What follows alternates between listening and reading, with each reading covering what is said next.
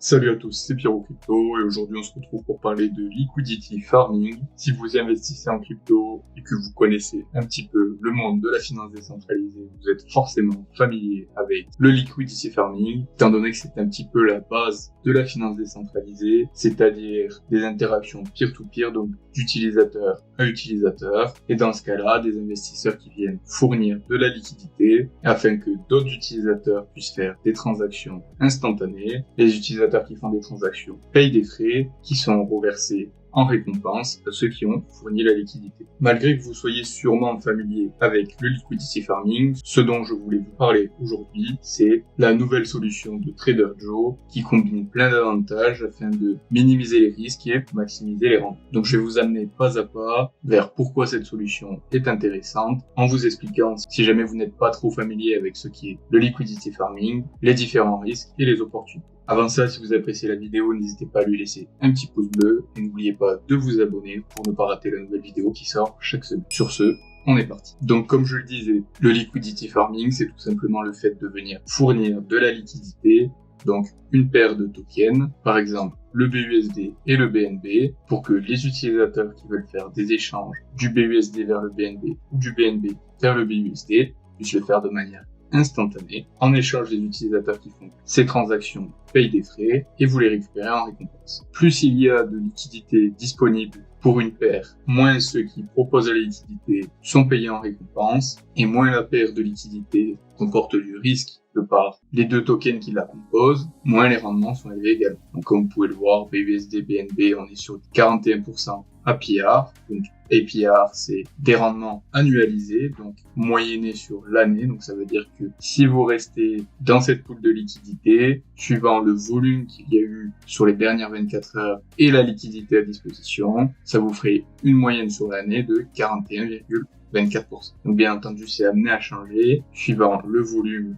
de transactions qu'il y a et suivant la liquidité disponible. Et comme vous pouvez le voir ici, il y a les frais de transaction sur chacune de ces paires. Donc plus la paire comporte du risque, plus les frais de transaction sont élevés pour pouvoir récompenser de manière adéquate au risque les personnes qui viennent fournir la liquidité. Donc pour des paires avec des risques modérés, par exemple le Cake, qui est le token de la plateforme PancakeSwap, qui est assez volatile, on va y avoir 0,25. Pour des tokens qui sont vraiment pas risqués, donc par exemple du BNB avec des stablecoins, on est à 0,05%. Et pour des tokens absolument inconnus, on va avoir jusqu'à 1%. Et donc vous pouvez voir que si vous voulez monter au-dessus de 100% de rendement annualisé, en général, il faut aller sur des tokens qu'on connaît pas ou des meme coins qui comportent énormément de risques. Donc forcément, plus on veut de gros rendements, plus on va prendre de risques. Mais ça fait un moment déjà qu'il y a une solution pour réussir à avoir des rendements supérieurs à 100-200% de rendement annuel tout en diminuant grandement les risques. Et cette solution, c'est la liquidité concentrée. Donc quand on va venir proposer de la liquidité, normalement, on propose de la liquidité sur une fourchette de prix entière. Donc, par exemple, si on vient proposer de la liquidité sur une paire de liquidités Ethereum USDC, on va proposer de la liquidité sur la fourchette entière. Donc, que l'Ethereum soit à $0, que l'Ethereum soit à $10,000, notre liquidité sera à disposition pour que les utilisateurs puissent faire des transactions. Seulement ça, c'est pas très intéressant pour nous parce que ça veut dire que ça réserve une part de notre liquidité pour la fin de ces fourchettes de prix qui ne seront pas atteintes dans les semaines à venir. On peut en être sûr. C'est pas dans le mois à venir que l'Ethereum va être à $0, c'est pas non plus dans le mois à venir que l'Ethereum va être à $10,000. Donc le principe de la liquidité concentrée, c'est de définir une fourchette de prix sur laquelle on veut fournir de la liquidité. Ce qui veut dire que par exemple, aujourd'hui l'Ethereum est à $1,636. En utilisant la liquidité concentrée, je peux définir que je propose de la liquidité aux utilisateurs uniquement entre $1,680 et $1,760 par exemple. Du coup, tant que les prix sont dans cette fourchette, ma liquidité sera utilisée. Ce qui veut dire que ça ne réservera pas des tokens que j'ai mis à disposition pour proposer de la liquidité dans des fourchettes de prix qui ne seront jamais atteintes. Donc ma liquidité sera utilisée plus souvent pour les transactions, donc je recevrai plus de frais et donc plus de récompenses et de rendement. Et c'est exactement ce que proposent des solutions d'échange décentralisées, comme par exemple Uniswap dans sa version P3, qui nous propose de fournir de la liquidité concentrée. Donc vous voyez que vous pouvez déterminer la fourchette autour de laquelle vous voulez fournir la liquidité et investir comme ça. Et donc cette solution de liquidité concentrée, c'est ce qui permet d'avoir des rendements très intéressants, comme je vous disais, au-dessus de 100 ou 200% APR suivant les paires, mais tout en restant sur des paires avec des crypto-monnaies solides. Donc soit des blue chips, comme on appelle ça, donc le top 20 des crypto-monnaies qui ont la plus grosse valorisation sur le marché. Donc vous pouvez trouver des paires avec deux blue chips appairés ensemble ou une crypto-monnaie blue chip avec un stablecoin. Donc c'est pour ça que c'est très intéressant et que ça réduit grandement le risque comparé à des paires de liquidités avec de très hauts rendements, mais qui sont composées de crypto-monnaies très volatiles et très risquées. Donc vous pouvez pas rester longtemps. Vous devez revenir constamment vérifier le cours de la crypto-monnaie et sortir de votre position assez rapidement. Donc c'est pas long terme et c'est pas passif. Ici vous avez des solutions plus passives et beaucoup moins risquées. Après, deux choses que je veux voir avec vous. La première, certes c'est plus passif parce que les risques sont moins élevés étant donné que la paire est sur des crypto-monnaies de confiance. En revanche, comme vous déterminez une fourchette de prix pour laquelle vous fournissez de la liquidité, si jamais les crypto-monnaies sortent de cette fourchette de prix, vous ne touchez plus de récompense. Donc il faut quand même venir vérifier que vous êtes toujours dans votre fourchette de prix et ajuster la fourchette si jamais vous n'y êtes. Au moment d'ajuster la fourchette, vous allez payer des frais. Donc c'est en ça que ce n'est pas encore totalement passif. Et encore un autre risque, mais ça qui est systématique quand vous fournissez de la liquidité pour du liquidity farming, c'est d'une part la volatilité des actifs que vous placez. Donc forcément, si vous investissez sur une paire avec de l'Ethereum dedans et que l'Ethereum en 24 heures, comme il l'a fait là, perd 5%, les tokens Ethereum qui sont dans votre paire de liquidité perdront 5% de valorisation également. Mais si c'est une paire, comme on a vu dans l'exemple, entre de l'Ethereum et de l'USDC, donc de l'USDC qui est un stablecoin qui n'est pas impacté par la volatilité du marché, vous allez perdre moins que si vous déteniez juste de l'Ethereum.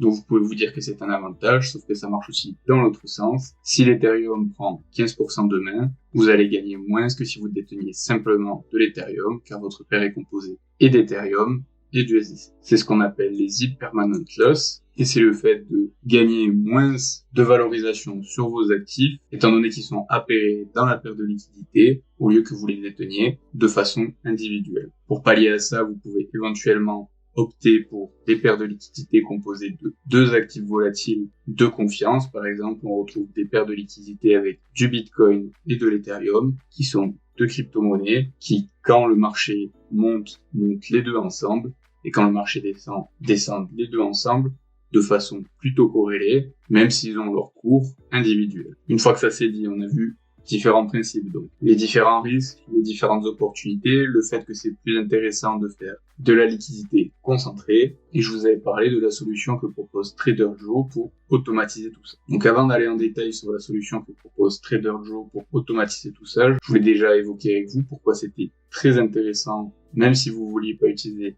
la solution automatique, de venir faire du liquidity farming sur TraderJoe plutôt que sur Uniswap. Parce qu'il y a beaucoup de gens qui optent pour Uniswap car c'est l'échange décentralisé par excellence qui a le plus de volume, particulièrement sur le blockchain Ethereum. Donc on peut voir que sur les dernières 24 heures, il y a quasiment eu $1 milliard de volume, donc c'est absolument énorme.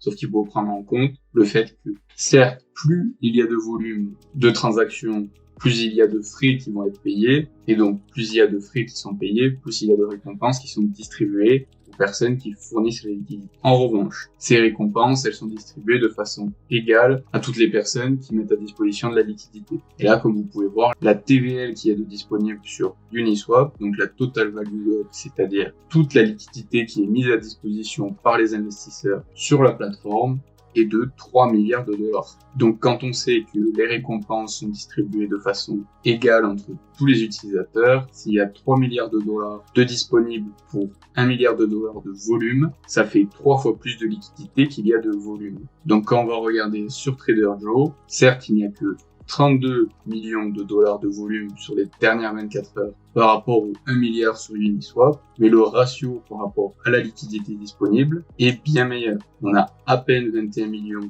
de TVL sur TraderJoe, ce qui veut dire qu'on a à peu près un tiers de volume de plus que de liquidité disponible. Donc vous avez beaucoup moins de concurrence pour récolter des récompenses quand vous mettez de la liquidité à disposition sur TraderJoe. Donc déjà, ça c'est la première chose pourquoi sur TraderJoe, les APR, donc les rendements vont être plus élevés et pourquoi c'est très intéressant d'utiliser cette plateforme car vous pouvez voir des rendements intéressants sur des paires de liquidités, pourtant sur des paires de liquidités avec des risques peu élevés. Une fois qu'on a dit ça, il y a la solution automatisée dont je vous avais parlé, donc c'est l'autopool qui est disponible depuis très peu de temps, à peu près moins de 2 semaines. Donc pour l'instant, il n'y a qu'une seule pool qui est disponible, c'est la pool de liquidité entre l'AVAX et l'USDC. Et si on clique dessus, on peut voir que sur les dernières 24 heures, la moyenne de rendement, c'est 851,6 APR. Donc APR, c'est du rendement annualisé.